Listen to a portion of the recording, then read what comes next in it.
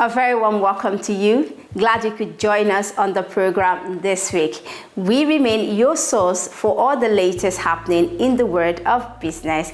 My name is Susan Obiako. You are warmly welcome. On our lineup this week, we speak to Mr. Ogadema Omadebo, Regional Director, West Africa of Continental Reinsurance, on the CEO Rendezvous. He spoke on the changing profile of risks and the challenge for reinsurers. Let's take a listen. AI can replace most of our jobs, believe it or not. You don't have to physically go to an insurance company to place policies. You don't need to talk to a broker to get policies. Everything can be done on one device. Why don't you look for how you can use that device to your advantage? I think we're slow in West Africa, only because people are scared that it will take over their jobs, but they want to embrace it. But I can tell you now that it's better we wake up and use it to advantage. On this edition also, we bring you a highlight from the media interactive session with the newly appointed Commissioner for Insurance, Mr. Olusegun Omosheyin in Lagos. The press conference provided a platform for the leadership of the Commission to intimate insurance and business reporters of their policy focus. Speaking on the media briefing, Mr. Omosheyin said that the attitude of underwriters to claim payment must change for the better. Let's hear him. Until we move insurance to that level where we can be invited to the table, right, then we are scratching it. And honestly, trust me, if we continue the pattern we've been going and we don't change some fundamental principles as to the way we run and what we do, that will never change. These and more are on the lineup this week. Sit back, relax, and enjoy the show. Details in a moment. Please stay with us. Voting is now open for nominees in the 2024 Almond Insurance Industry Awards in the following categories: Insurance CEO of the Year, General Insurance Company of the Year, Life Insurance Company of the Year, Insurance Broking Company of the Year, Insurance Woman of the Year, Insurance Broker of the Year, Micro Insurance Company of the Year, Takaful Insurance Company of the Year, Most Valuable Insurance Customer of the Year, Insurance Life Achievers Award. To vote, please visit the website www.almondinsuranceindustry.awards.com to see full list of nominees. Voting is free, but one vote per person in each category. Don't be left out. Vote now. Voting ends on the 20th of September 2024. Almond Insurance Industry Awards. Rewarding excellence.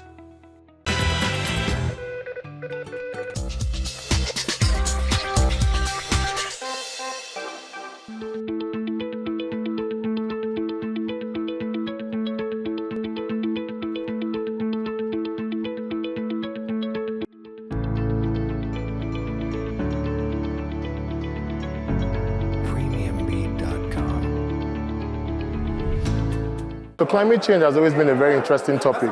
But in my own view, I feel the insurance company cannot do it all alone.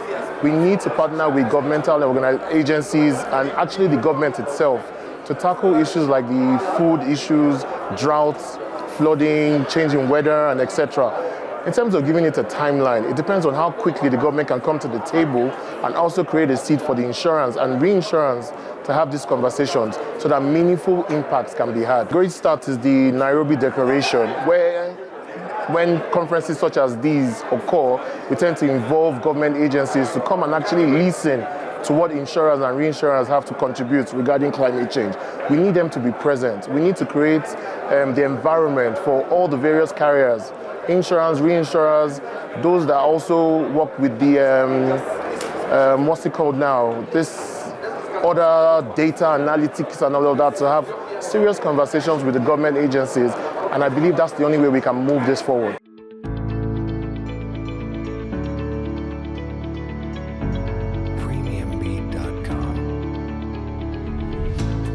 With the current flooding, the earthquake, and etc. that we reinsurers are currently facing, let me go back and talk about COVID briefly.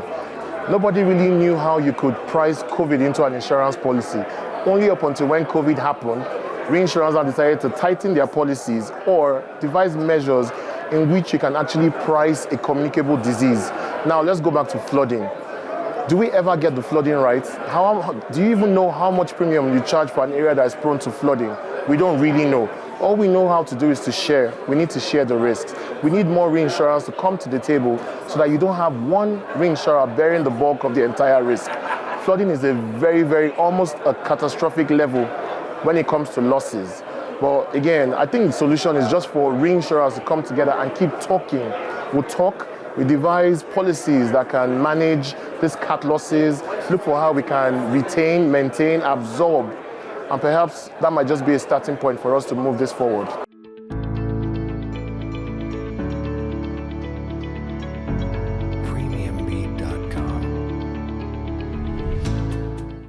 Well, if I bring it back to my context, so I'm based in Nigeria, and Nigeria, Lagos, the capital, is not the capital, but the major city in Nigeria, is prone to major flooding.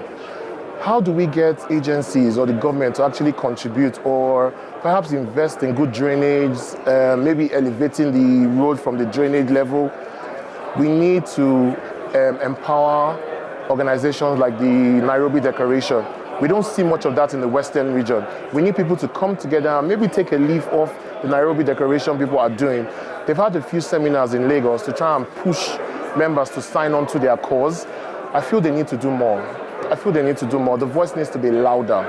You know, we've got a few insurers and reinsurers that have signed up to the declaration, but we also need them to get the government agencies to also sign up to. Because once you sign up to something you believe, and then you also now look for time to invest and promote it. So yeah, we call on the non-governmental agencies and agencies like the Nairobi Declaration to help us with this big push.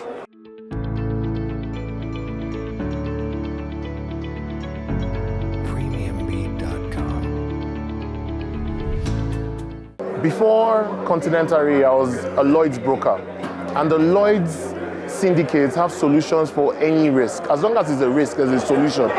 The issue with Africa is trust. That's the main problem. The insureds don't trust their insurers, and they don't trust their other insureds. Because for you to cover a cyber risk, you need information. You need to look through the entire prop form. You need to tell us everything about your systems. You're basically giving us an insight into your operations.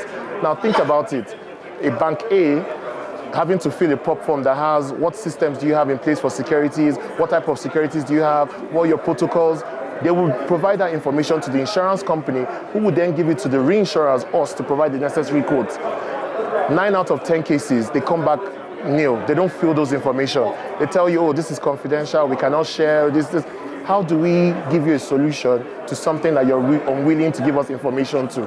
So the minute you start opening up your systems, because I know that these insureds are prone to cyber exposures, but they have a fund.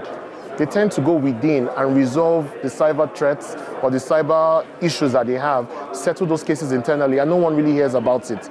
But if you're willing to, NDAs do exist. Sign NDAs with the insurance companies, sign NDAs with the reinsurance companies, trust in one another, and then we'll take that information and give you that tailor-made cyber liability policy that you require.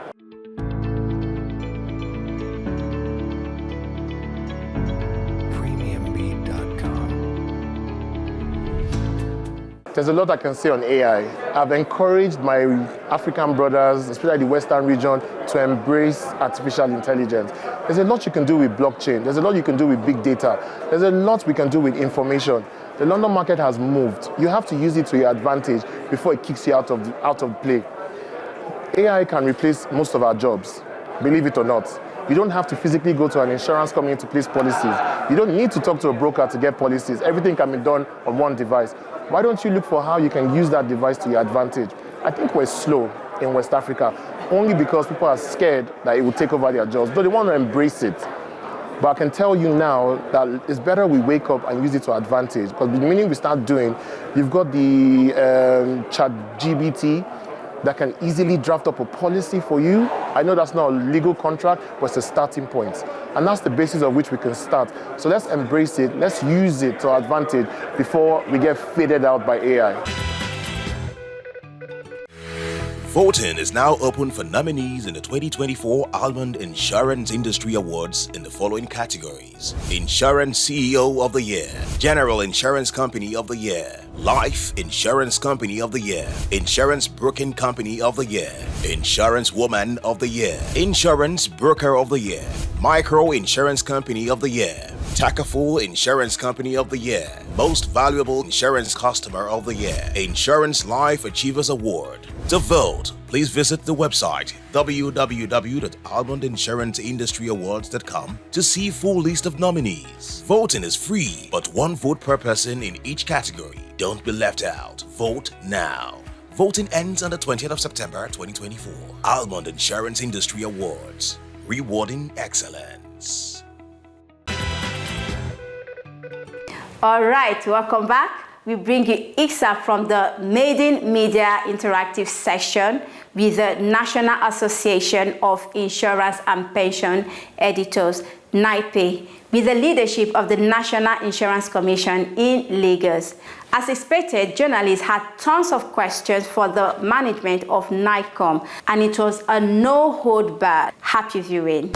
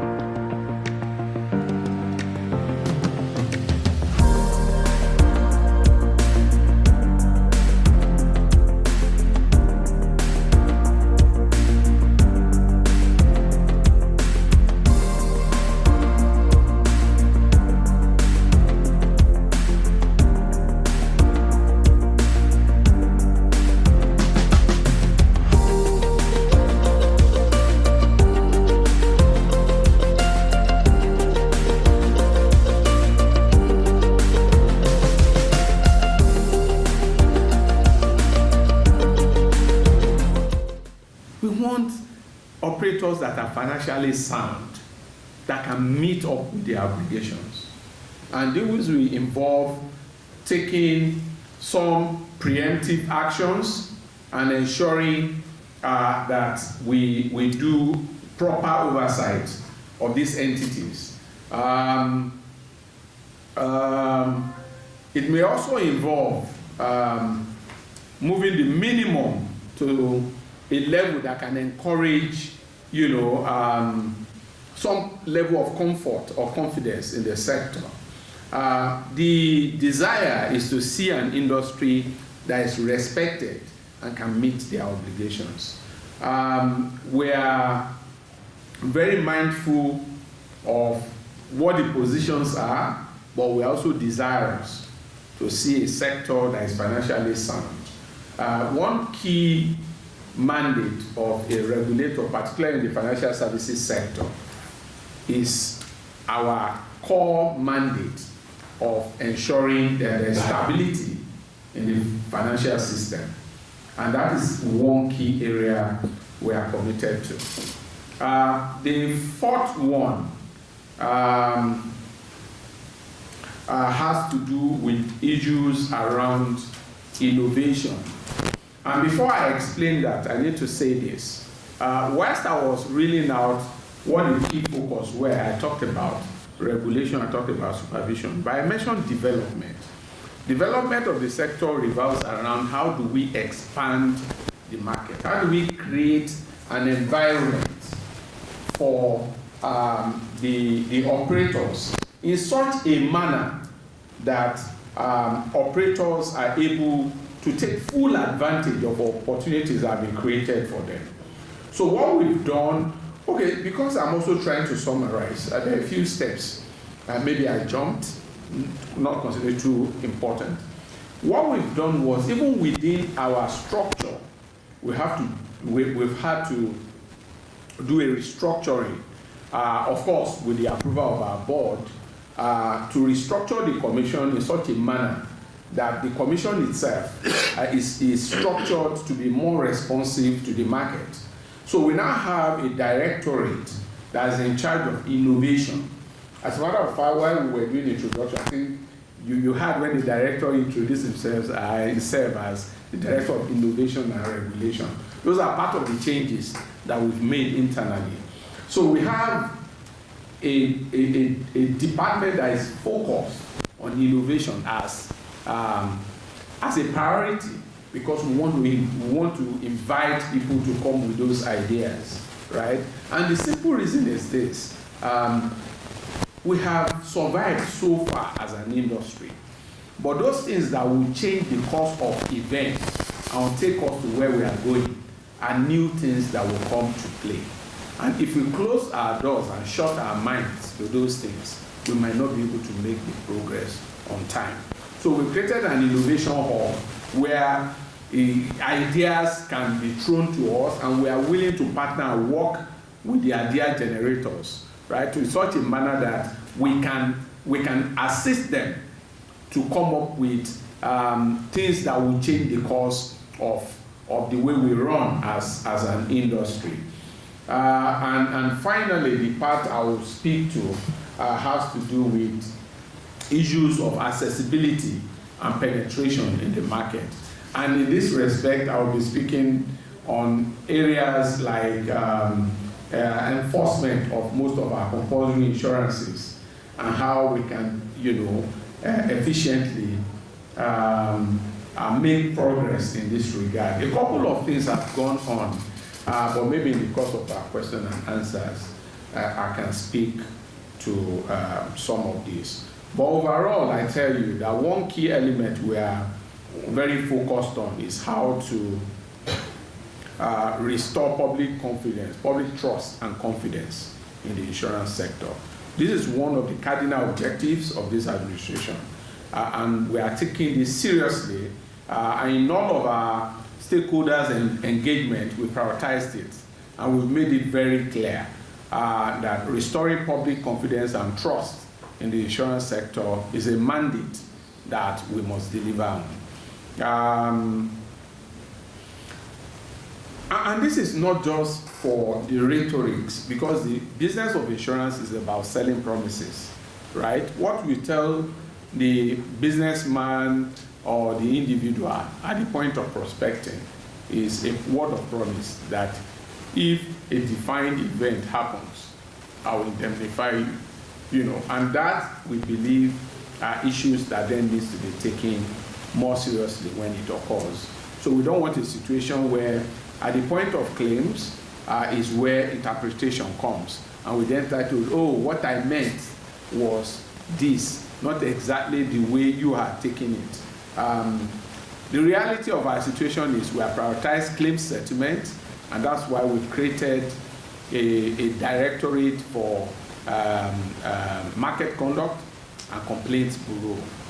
If we get a complaint against you as an operator, especially as it relates to claim settlement, the first rule will be go and settle the claim and let us discuss.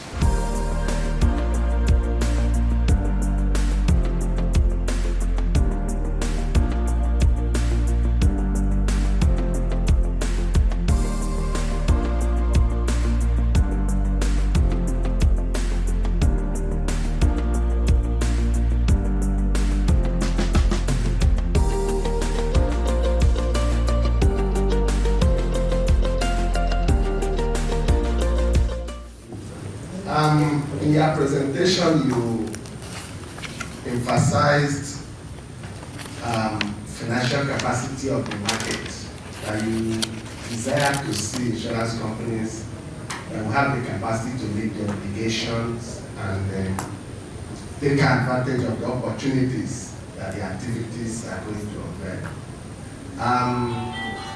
Banks are having their capitalization. How soon are we expecting that from insurance? I want to know what is the current state of insurance of government assets. Because when I came into this industry, what we were told that the government was the highest debt, and they do not pay claims and stuff like that. I don't know, are they paying now? I think they are owing. How much are they owing? My question is this. That 1 trillion naira that was earned last year, what is the composition of that 1 trillion? Is it the existing businesses? Is there no new buyer added to the existing to say penetration was XYZ 2022? And 2023, when this money, 2022 was 700 and something, 2022 was over $1 trillion. So those that $1 trillion, is it the existing? I don't know buyers to say penetration is now 1 point something. That is my question. A whole lot of, okay, let me backstep one bit and then go over it again. Within the last 3 months, a whole lot of activities has happened, even in terms of engagement with some of our entities. Yes, we are not coming to put it in the press, right? But there has been a whole lot of pressure from the Commission in terms of getting operators to be up and doing and alive to their responsibilities. That I can confirm to you. We've invited boards, we've invited management of some companies, and some we've even given matching order to get certain things done. But that also depends on the volume of liquidity that some of these companies have. Some have been given some clear paths to give us, a plan, a turnaround plan, which we are matching and we are following, beyond which we then know the next line of action.